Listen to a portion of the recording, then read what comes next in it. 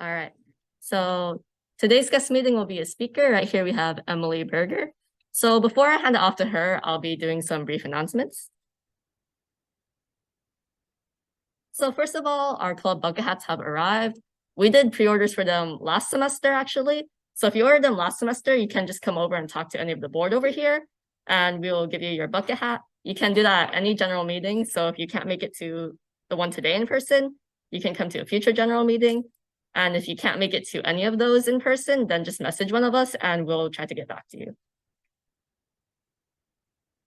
Next up is we have our collab social with CSS and C this Friday. So there's going to be free food, games, and other activities that you can do to kind of have fun with other members in our major. It will be in Ursa Major AB from 11 a.m. to 2 p.m. And if you're interested, please fill out the interest form so we can get a general head count for the food. On April 21st to 23rd, we'll also be having a collaborative game jam from SGDA and EGD. So basically, if you're not familiar, our club is one of the members of the Student Game Developers Alliance. It's an organization of game development clubs across the nation. And so under SGDA, we'll be doing a game jam along with the EGD collective. So it'll be a virtual game jam with schools across the nation. And you can participate in order to network, just have fun in general, and to strengthen your skills in game development. There will be 4 different themes and 9 different judging categories with chances to win prizes. We'll send the links out for that later in our announcements. And lastly, our end of year banquet is approaching. That will be on Friday, May 5th. So that's where all of you guys will be showing off the results of your game pitches from this semester. There's also going to be food, games, raffles, and other activities. This year will be a semi-formal banquet, so we encourage semi-formal attire, but it's optional. And it will be from 3 to 6 p.m. in Ursa Minor. We have an RSVP form for this as well, so that we can also get a head count for food. So if you think you might go, please fill out the RSVP form. So that was our last announcement. Now I'll hand it over to Emily. All right, hello everybody. Let me just get my... Oh, can you enable screen sharing? Oh yeah. Thank you. I can't see anybody really, so I'm just gonna wave and figure you can see me too. I think it should be enabled now. Good now. Sure. All right. Can you see my slides?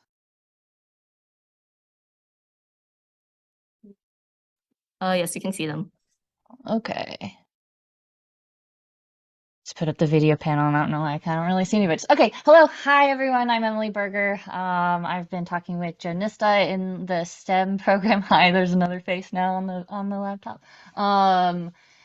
Just to talk a little bit about myself, a little bit about kind of what I do in the industry, who I am, and kind of how I got here. And then afterwards, I am planning on. Is the sound level good? Just making sure. Yeah. Yep, all good. Okay, okay. And just kind of ask some questions at the end if anyone has anything to ask. So, a little bit about me first. So who am I? How did I get here? And what do I do?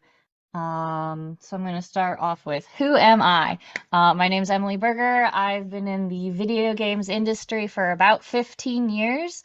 I started off at Sony Santa Monica Studios working on the God of War franchises, and I was there for about 10 years. I started off in the industry as a technical artist. Recently, in the last 4 or 5 years, have converted over into a gameplay software engineer. And then I've been at Blizzard for about 4.5, almost 5 years.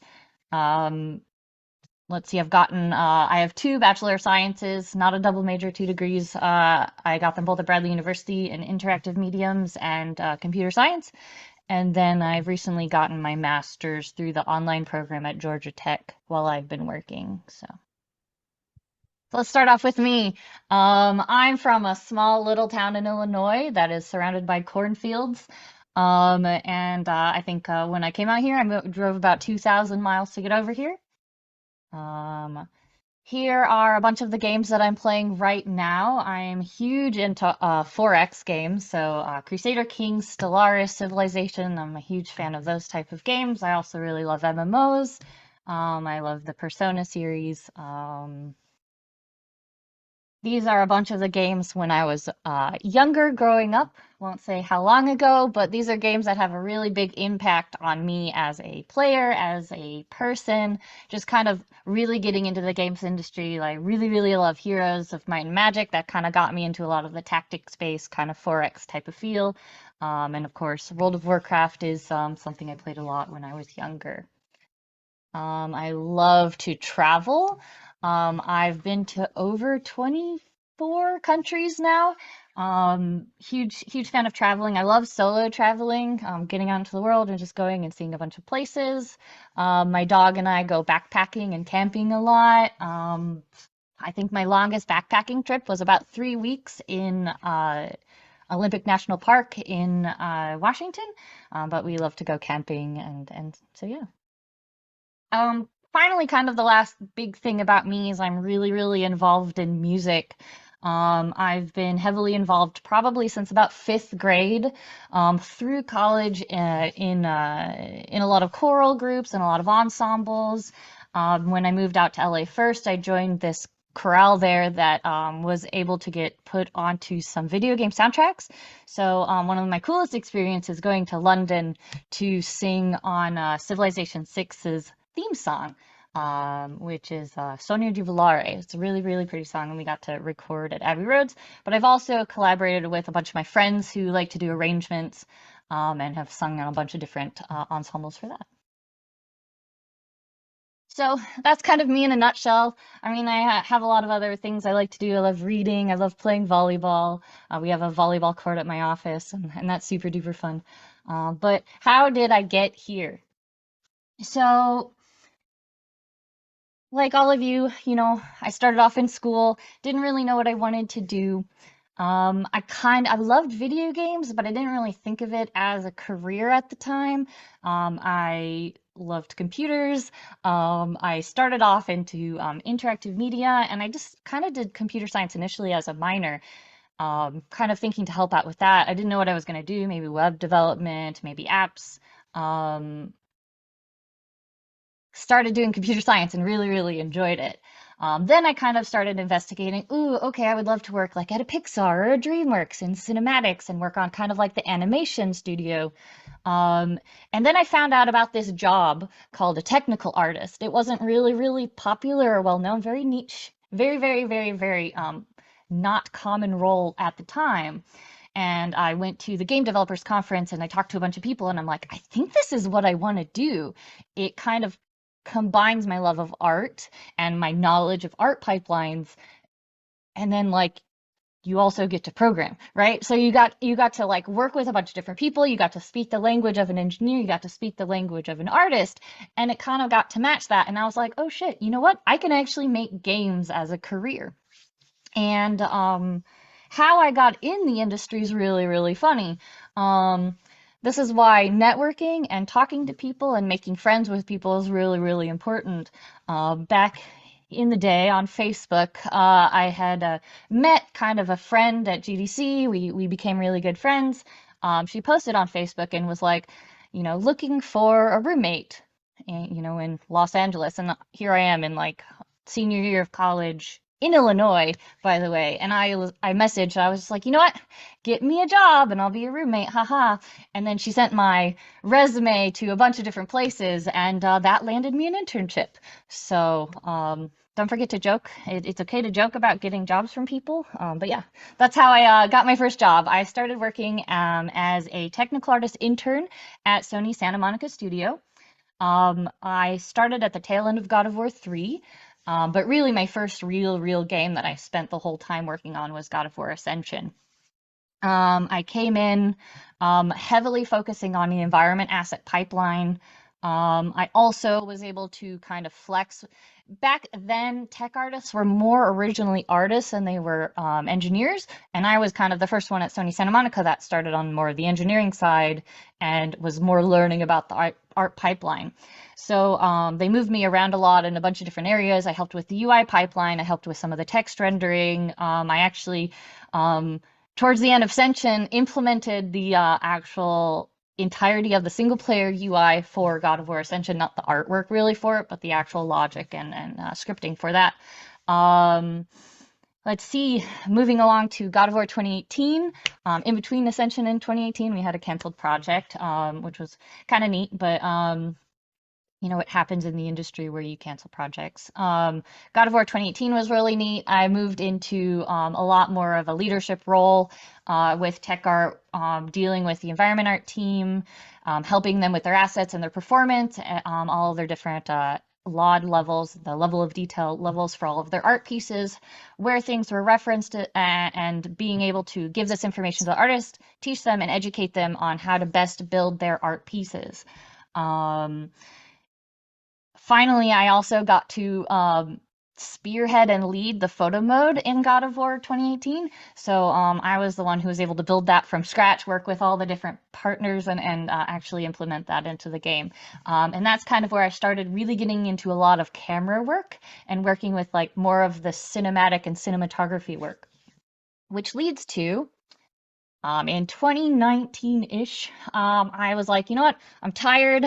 We shipped God of War 2018. We started working on Ragnarok, and I was like, I need a break. So I took 6 months off of work and just kind of had that time to myself. Because kind of back then, you worked, especially in AAA teams, you worked lots and lots and lots of hours. I was working maybe 80 to 100-hour weeks for a year or two on end. Luckily, that's getting a lot better in the industry, but you know, back then it was not great. So took 6 months off, vegged a lot, played a lot of video games, traveled a lot. I went to Japan for about 4 weeks, and I just had like a really, really nice time, and then decided to focus my efforts towards Blizzard. So I started on the story and franchise team, which the story and franchise team supports all of the pre-rendered cinematics for all of the IPs at Blizzard. My first thing I ever worked on at Blizzard was the Diablo 4 release trailer. So when they announced it at BlizzCon in 2019, that was the first thing I got to touch, which was pretty exciting. Though it wasn't very long until I realized I didn't really like working just in like a VFX house. I missed game development. I missed being on a video game development team because it's kind of like Blizzard has a SFD is like this VFX studio within the company. So they take it's almost like an outsourcing, but insourcing all of your cinematics. So they work with all the different teams. They work with the WoW team. They work with the Overwatch and the Diablo team, and they're like, okay, we want this cool cinematic, and then we go back and we build that cinematic for them, and we're like, here you go, and we get to show it, and it's really neat. But I missed the game. I missed working on the video game. So I stayed on the cinematics team, but I started embedding on the World of Warcraft team because we saw an area that really needed to grow, which was the real-time cinematics. The real-time cinematics were kind of this very archaic, just in kind of Lewis scripting, kind of showed little moments of like what was happening. And so I started working on that. After about a year, kind of embedding on the gameplay team to help actually build the cinematics pipeline, I completely transferred over into gameplay software engineering. And to do that, I figured it was able to help push the cinematics team, but I kind of could like learn and grow more as an engineer and work and build all these pipelines, but also kind of just build a bunch of different other areas as well for myself, for the career, for actually helping everything else. So a lot of the things that I kind of am a subject magic expert for. So I do a lot of with like the client scenes and the cinematics. I work on all the camera systems. So I'm the person in charge of all cameras in World of Warcraft now. I deal with a lot of the client performance, so any client performances on each individual scenes that have to do with client objects that I handle. I'm also our main subject matter expert on our sound implementation on the client. I don't build the sound engine, but kind of all of the implementation of how the sound actually plays on the client. Any of our phasing, spawning, client objects, game objects, I'm at the SME for. And actually, currently, I am the gameplay architect on WoW for like a 3 or 4 year unannounced feature, where I have about 15 engineers that I'm working with to delegate to help actually build this new system and this new feature. So for Blizzard, though, I started on Diablo 4, joined and did a little bit of work with Battle for Azeroth, a little bit on Shadowlands, and kind of officially moved over more into gameplay on Dragonflight. So last is, what do I do? So I started off as a technical artist. And a technical artist is a person who manages the pipeline and technical side of the asset creation. You can have a bunch of different type of technical artists. The 3 main categories are the character technical artist, which the character tends to focus on character rigs, the animation team, the character pipeline, and kind of working with that area of the asset creation. The environment artist is the one who, or the environment technical artist is the one who would then kind of work with the environment team, who work with terrain, who work with world building, who often help with performance on things, the level of detail of all of the different things, so you can like smoothly move through the world and have things not pop on and off or just have like really bad performance. And then the final one is called the pipeline technical artist. And they touch a little bit of everything, but are the larger main pipe of how the assets get in and out into the game. They'll also often work with shaders. They'll often work very closely with both tech artists and the engineering team.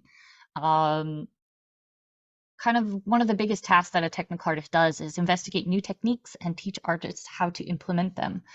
So they'll work with education, they'll work with advisory, they'll look at other teams and see what they're doing with, they'll look at new software, they'll bring in maybe like Houdini or a different type of procedural way to create things.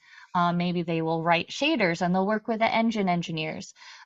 So they're kind of the go-between programming and art. And I like to say that they can speak both languages. They know how to talk like an artist. They know what an artist does. They know the artist pipeline and they know the entire workflow. But they also know how to talk to an engineer because they are engineers, right? So they get to know how everything is implemented in the game. And they need to be able to speak both languages. And then finally, I've moved recently, probably in the last 3 or 4 years, into gameplay engineering.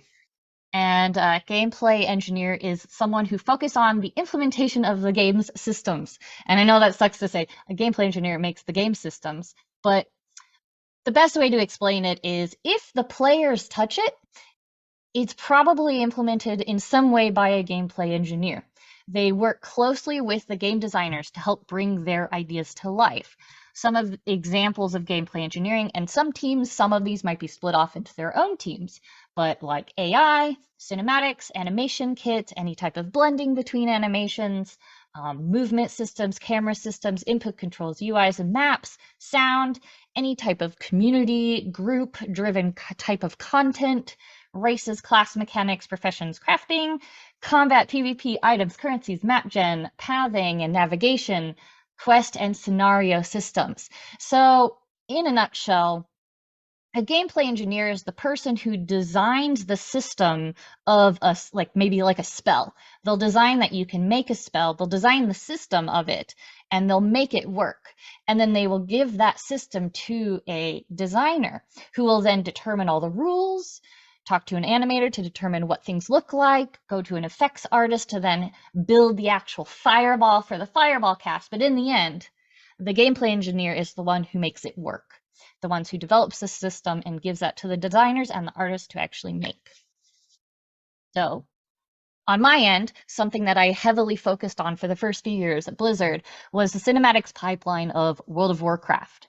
So like I said before, I joined the cinematics team on the story and franchise development, supporting all of the games. Then I moved over into World of Warcraft because I kind of saw this area of something that needed to be improved, and I really, really missed working on a game development team.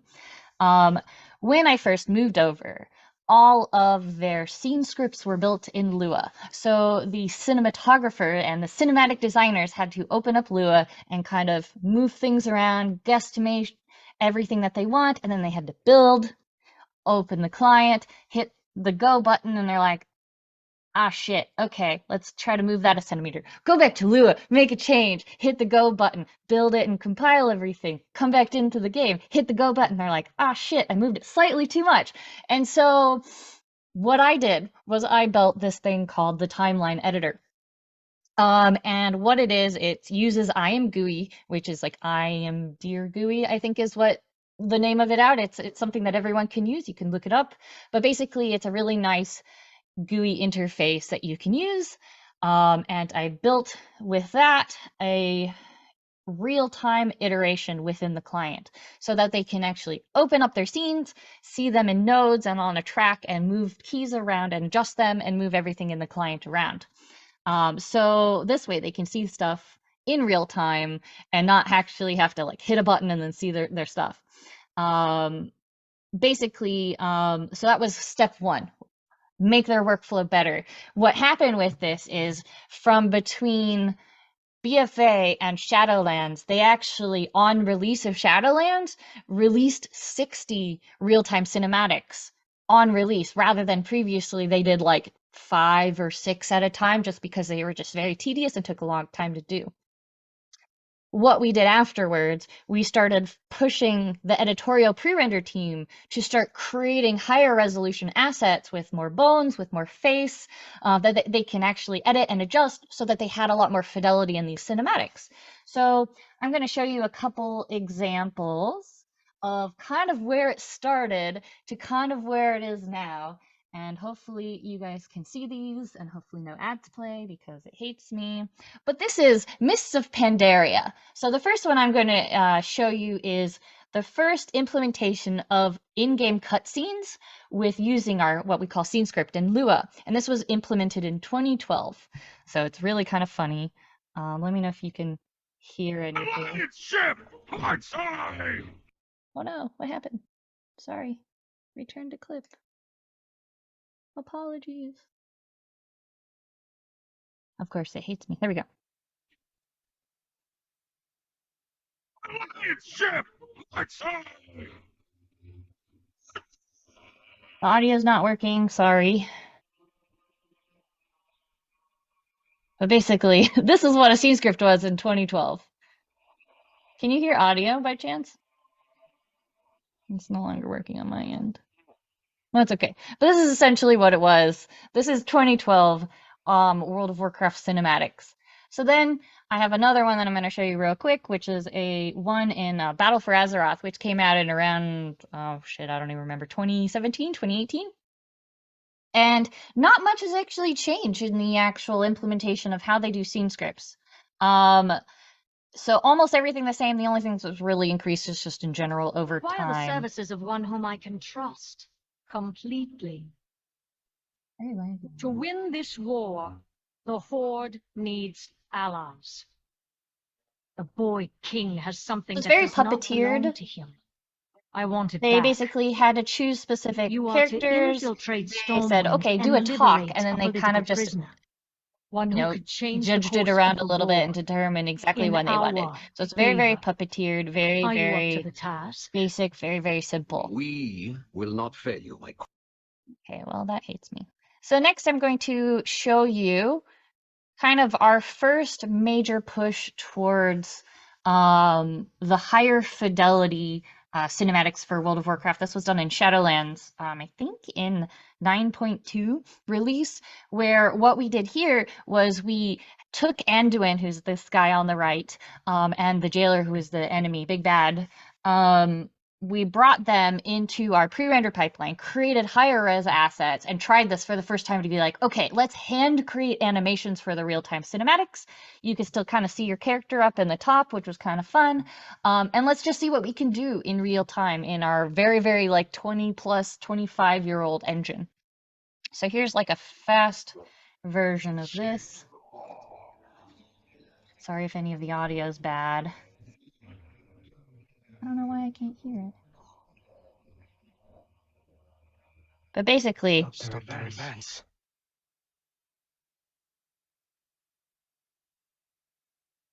not sure why not all the audio is working on my end, but that's okay. But basically, Anduin here has a much higher fidelity. He started to have like more facial expressions. It's not puppeteered. And this is kind of like the first way that we showed higher fidelity scenes. And then the last one I'm going to quickly show, and actually let me try it on the PowerPoint. Maybe it'll be better here.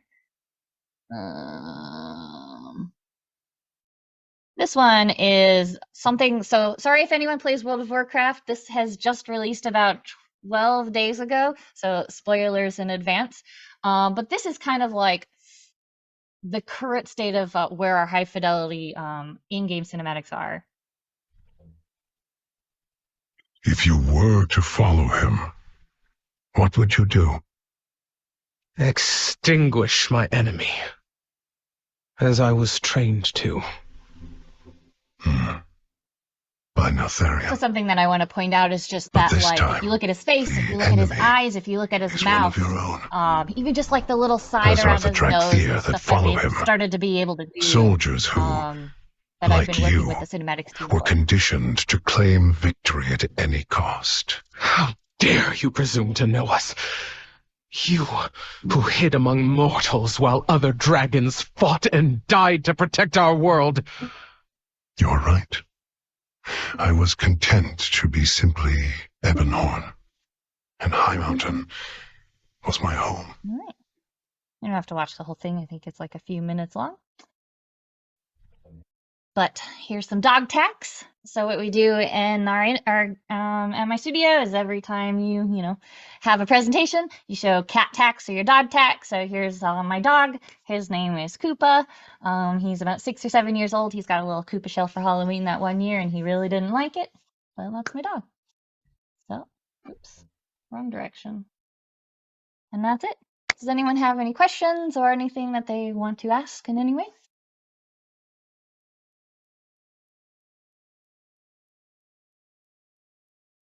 Not yet. Okay. And he's, All right. All right. is the mic reaching the far? Should. I had some thoughts about getting into animation, and like, is there any motivators of that? I are can you like half here. I just want to make sure that I know. Sorry. And anyone on the Zoom can also ask questions through the chat. Okay. I've been kind of interested in learning how to animate in game development. Yeah. Would you say it's smarter to understand modeling first, or to just start understanding animation concepts right away? I guess it depends on what you want to animate, right? If you're more interested in animating characters and creatures, I would definitely look into an anatomy. The anatomy of bones, how things are skinned. It's definitely very, very useful.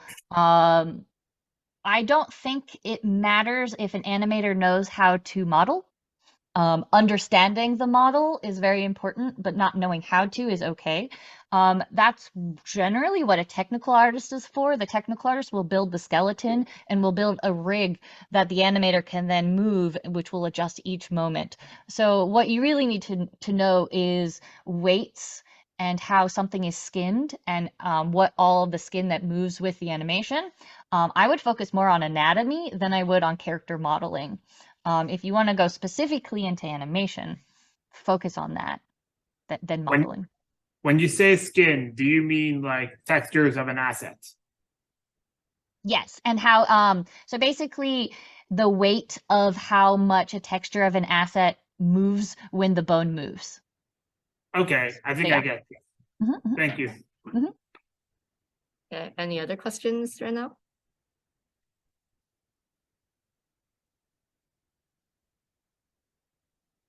Okay, well, I had one. So you mentioned that you got an internship mostly because you asked someone about it and they kind of sent your resume around. But I was wondering like how much relevant experience to that position did you have when like at that time, you know?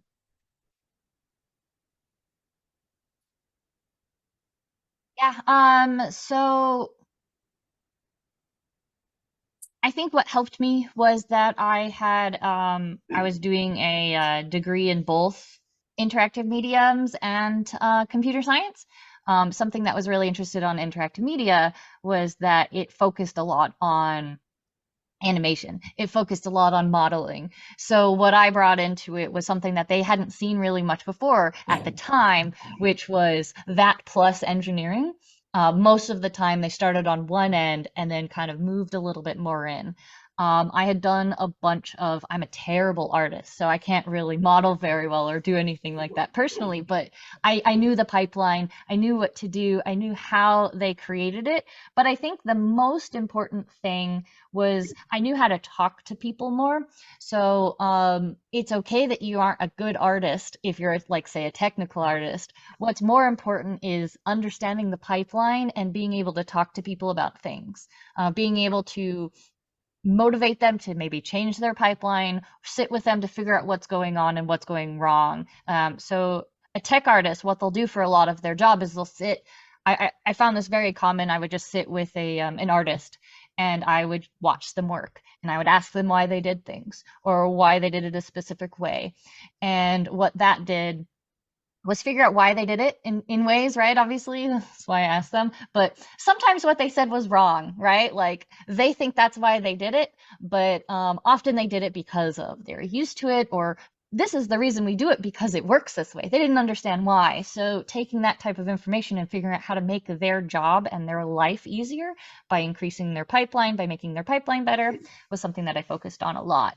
So I had talked to a lot of different people and I actually knew how to talk to people in that way. So in actual real experience, not really that much. Like actual physical stuff. I had made some games. I had obviously programmed a bunch of stuff in my classes. But something that they really liked was I was able to speak both languages. So by the language is artist versus engineering. So. All right. Anyone else has any questions right now?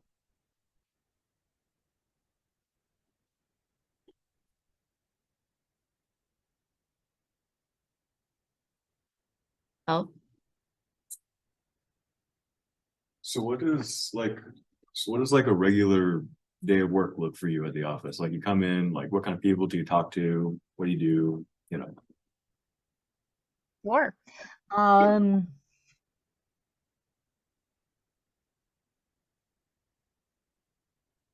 So first, it kind of depends on where we are in a project. So just a normal day would probably be, I go into the office. I'm mostly in office right now. I stayed home today for this, but and I have a lot of meetings. But most days I go into the office, chat with a bunch of the gameplay engineers who are near me, and then I will sit down at my desk, check to see kind of what tasks that I'm working on. We use Jira for most of our bug or task planning. I would say most of the time would be spent on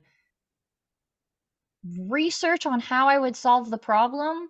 We have also gameplay help desk, so I would probably pay attention to the Slack channel for help desk where a designer will like, hey, this isn't working, like what's going on here, or this is crashing, where if I notice that it's an area that I'm subject matter expert on, or maybe I already know that information, then I will spend a little bit of time helping them solve problems, helping them figure out how to actually implement their implementation.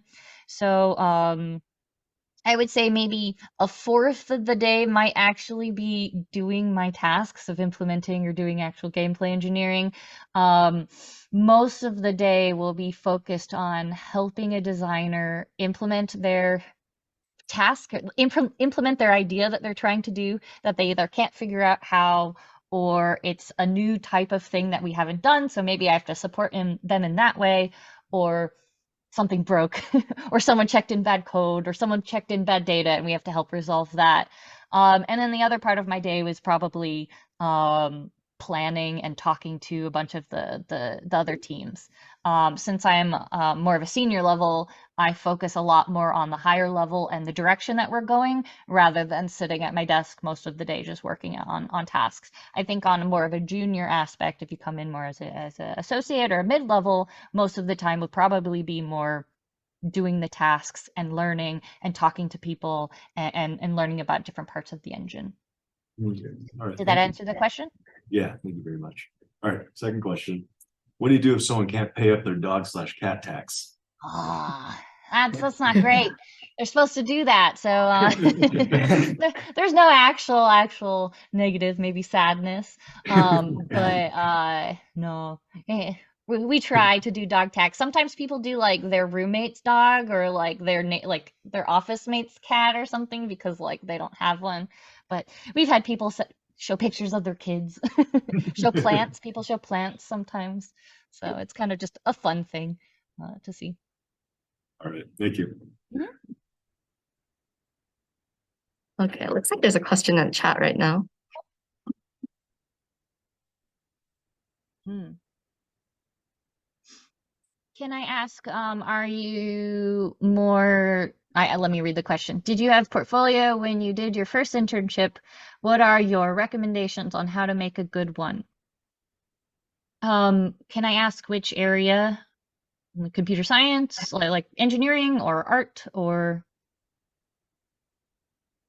for Andrew?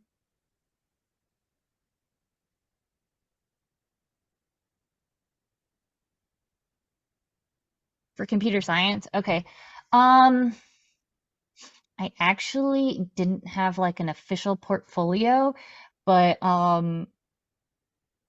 when I hire interns or hire juniors, we don't necessarily look at a website or look at a portfolio they'll send us. What we find is seeing what they did, and then in the interview, we ask them questions all about it. I'm not going to say that's not how other people work. Some people probably look at it. By the time it gets to me, it's gone through recruiters, it's gone through a bunch of other people. Obviously, having worked on projects and having done things to show is important. So I can't talk on a recruiter aspect, but when I get it, I normally just get the resume and or a cover letter. And in the cover letter, normally they'll talk about some of the major projects that they've done. They've talked about who they worked with, what their role was on the project, and kind of how they did it. Something that I find more important when I'm interviewing them is how they talk about how they worked with people. Because often, you know, if it's just a solo project, it's cool, you learned a lot, but what's more important is how you collaborated, how you worked with people, how you talked to other people, how much work did you do, how much work did they do, but also just how you talk about someone and how you talk about how you worked with someone else, just kind of like not attitude in a way, but just kind of how you express this information. We learn a lot about it. So I don't have the best way to specifically talk about the portfolio, but in terms of how you talk about your work, you definitely want it to be something kind of related, but more importantly, something collaborative. So working in a large project, working with a bunch of people, and really showing that you can work with people and how you worked with people is really important.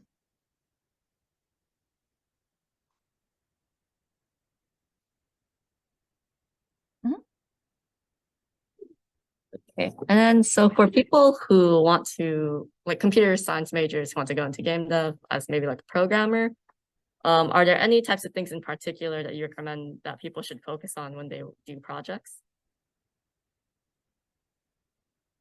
Well,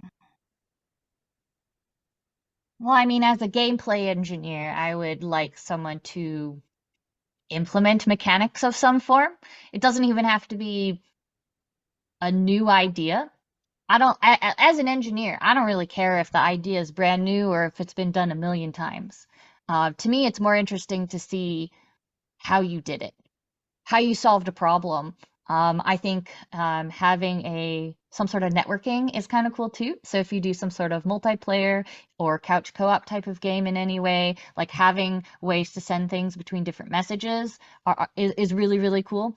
It would show a lot. Definitely mechanics. I mean, even just taking a game, I really like that game. I like how they did that mechanic, and figuring out how to implement that mechanic in some sort of system, I think is really, really cool. And would show a lot, especially if you work with other people. So for example, let's figure out how you did a fireball in WoW or something, right? You can get like an artist, you can get effects artist as well, an animator to help do that, and then you figure out how to implement that and get that to work in the game. Then I would find that really, really, really neat to hear. So. Okay, I think we have time for one or two more questions till it's 12:50. Does anyone else have any questions right now? I got a question. You said that a lot of your time that you spent, am I muted? No. No, I can hear you. Yeah. You said that a lot of your time, especially like technical artists, was like trying to research and develop new ways to do things. So how do you come up with ideas of like what to research? Is it like based on what you think you could do better, or like something you want to achieve? Yeah, a lot of my perception as a technical artist was, my motto was, if the artist is not doing art, then I'm not doing my job right. So if they're spending their time dealing with something technical or dealing with something that they have to do to get into the game, then that's something I can improve. So if I can give them the simplest script that automates something, or if I can give them to do that, that's kind of my first go-to. My second go-to would be like sitting with them and, why are you doing this? What is this for? Like, figuring out why and asking them lots of questions would also kind of give it in that direction. On a higher level, be like, okay, well, let's figure out ways that we can work with procedurally generating things. So let's investigate software, or let's look at this because like we're kind of investigating and increasing our material system. So let's either make shaders, or let's use this other system, or a lot of it's just general research of like, what do we need to do better? What do we see other games doing, and how do we match that quality of art? A huge way is also, like I said, if they're not doing art, let's investigate. How do we figure out a way to automate that their pieces are really not performant? So how do I show them that? How do I tell them that? And also, how do I maybe automate it so it's better? Or say, okay, this is something that we have to work on. Let's get some ways to show you these things. An example of something that I did that was super trivial, but in the end kind of gained a lot of excitement from the art team, was in Photoshop. I learned how to script something very, very basic for them. When they hit like a create new texture button, added a create new texture button, which would automatically propagate a bunch of just different folders for them with like a really nice naming convention, and then they'd hit the commit or like the save button when they did, and it would then export like underscore diffuse underscore specular underscore AO map, and then it would like hide in the visibility of different things, and it would just save them 1 minute of their time 50 times a day, which was like just compounded it. And so it was like the simplest concept of like, oh, hit this button and it automates this like thing to save 6 different times with different views, was probably like the most excited thing that I got from them. But it could be just tiny like that gives them lots of little savings, or it could be this massive like big report that's like, here is your usage of everything, and here is this one tree that's really expensive is used 7,000 times. Oh shit, okay, let's figure out how to make this better, type of thing. So Thank you. Okay, so one more question, if anyone has one. I just have a comment that made me really excited just hearing about it. Okay.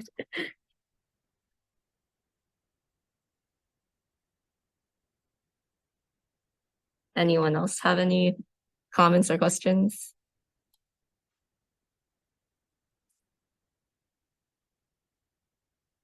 Okay. Oh, someone has a question. It's a really small question. It's a small question, but is it required that you be a, say, computer science or electrical engineering or any engineering major? I'm actually a math major, but I like to program, self-teach, and I'm just curious how strict the major is. No, don't have to have a degree. It helps. We can assume that if you have taken a bunch of CS classes, you have, foundation, right? And theories. But I mean, if you program on the side, if you have projects, I guess this is a good example of having a good portfolio with a bunch of stuff that you've done, being able to talk about it is definitely all that you need. Your biggest hurdle is going to be more probably convincing a recruiter, but like, I don't care if people have a degree. You can do stuff. It could be what you do for fun on the side, right? Like, I think that's great. So, no, not required at all to have a CS degree. Thank you. Okay, so I think it's almost 12:50, so we should probably wrap up about now. Okay. Okay. Emily, do you have any other comments or anything, or? Nope. I mean, people are welcome to. I put my email and Janice, mine as well. You can send it out, and people are welcome to email me with questions or anything. All right. Yeah. Which email would you like me to give, by the The way? Blizzard. Do the Blizzard one. All right. So. Okay. So if that's all for today's meeting, then thank you for coming to speak with us, Emily. Of course. That was very insightful. Thank you for everything you've talked about today. And then for the club members, if you pre-ordered the bucket hat last semester, you can come up and ask me, and I'll be able to give it to you. Other than that, I'll be sending the links to everything else I announced earlier in the meeting, right after this meeting ends. All right. Yeah. Oh, I do want to you. comment one more thing. Oh. Sorry. Is whatever I say is not law, right? Every game team, every person is different in what they expect or what they see. So just don't take what I say as law for anything. So Okay. Thank you for thank you, everybody. talking to us, Emily. Yeah. Thank you. Bye.